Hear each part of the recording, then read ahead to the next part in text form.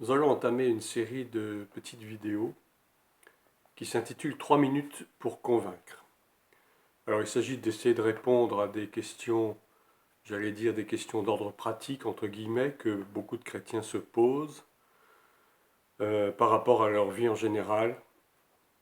Et donc nous allons essayer d'y répondre le plus rapidement possible. Évidemment à la lumière de la parole de Dieu. Alors aujourd'hui j'ai une question à propos du mariage à l'Église. Un chrétien est-il obligé de se marier à l'Église?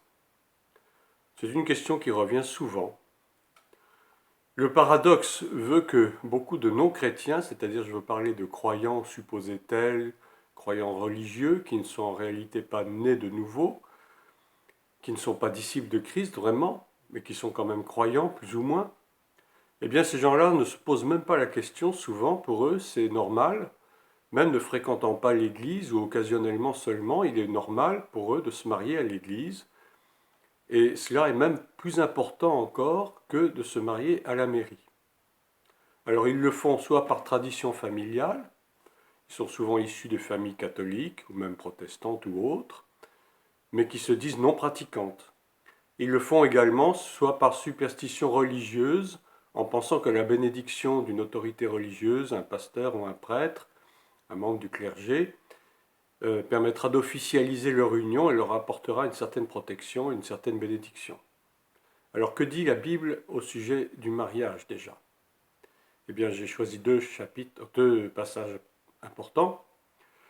Premièrement, le chapitre 2 de Genèse, verset 24, qui dit « L'homme quittera son père et sa mère et s'attachera à sa femme, et ils ne feront qu'une seule chair. » Les traductions même rajoutent « Ils ne feront qu'un seul esprit. » L'autre passage se trouve dans Hébreux au chapitre 13, verset 4, « Que le mariage soit honoré de tous, et le lit conjugal exempt de toute souillure, car Dieu jugera les débauchés et les adultères. » Le mariage est donc bien une institution divine, donc instituée par Dieu, et doit être respecté comme tel. Chez les Juifs orthodoxes, le mariage est une véritable cérémonie dont le protocole est très complexe et qui obéit à des règles très strictes. Mais il n'existe pas de mariage civil en Israël pour les croyants, et seulement pour ceux qui se déclarent agnostiques ou athées, et c'est seulement très récemment que la Knesset vient d'adopter une loi en ce sens qui autorise le mariage civil à l'exclusion du mariage religieux. En France, c'est tout à fait différent, et même dans la plupart des pays occidentaux, c'est le mariage civil qui fait autorité et qui est valide aux yeux de la loi depuis 1792, en tout cas pour la France. Auparavant, le mariage était seulement religieux. En Europe, seul encore le Royaume-Uni, la Pologne et l'Irlande pratiquent les deux en même temps.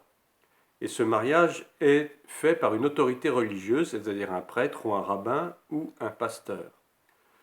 En Espagne, c'est le mariage religieux qui fait autorité et le mariage civil passe ensuite, c'est-à-dire qu'il n'y a même pas en fait de cérémonie civile, mais l'autorité religieuse envoie les documents attestant le mariage à l'autorité civile qui en prend acte. Alors pour un chrétien né de nouveau et disciple de Christ, il est clair qu'il reconnaît Dieu comme étant l'instituteur, l'initiateur du mariage en tant qu'union indissoluble entre un homme et une femme. Jésus lui-même l'affirme en Matthieu 19, verset 6. « Ainsi, ils ne seront plus deux, mais ils sont une seule chair. Que l'homme donc ne sépare point ce que Dieu a uni. » Mais puisqu'il faut reconnaître l'autorité civile comme étant venue de Dieu, ainsi que nous le dit Romains 13 au verset 1, que toute autorité établie vient de Dieu et que nous devons respecter les autorités, il est évident que le mariage, avant d'être religieux, en tout cas chez nous en France, se doit être célébré civilement, car en fait c'est lui seul qui fait foi. Par conséquent, les chrétiens doivent obligatoirement passer par l'autorité civile d'abord, c'est-à-dire le maire ou le bourgmestre en Belgique par exemple, Libre à eux ensuite de célébrer leur union devant le pasteur ou un autre selon leurs convictions. Mais il n'y a rien d'obligatoire. Je souligne, il n'y a rien d'obligatoire. Il s'agit d'une conviction personnelle et du désir d'établir leur union, de montrer, de célébrer leur union devant leur assemblée chrétienne comme témoin, ce qui en soi est une excellente chose, bien sûr. De toute façon, Dieu bénira leur union puisque l'autorité civile aura été respectée au préalable. Voilà pour cette question. À bientôt pour une autre question.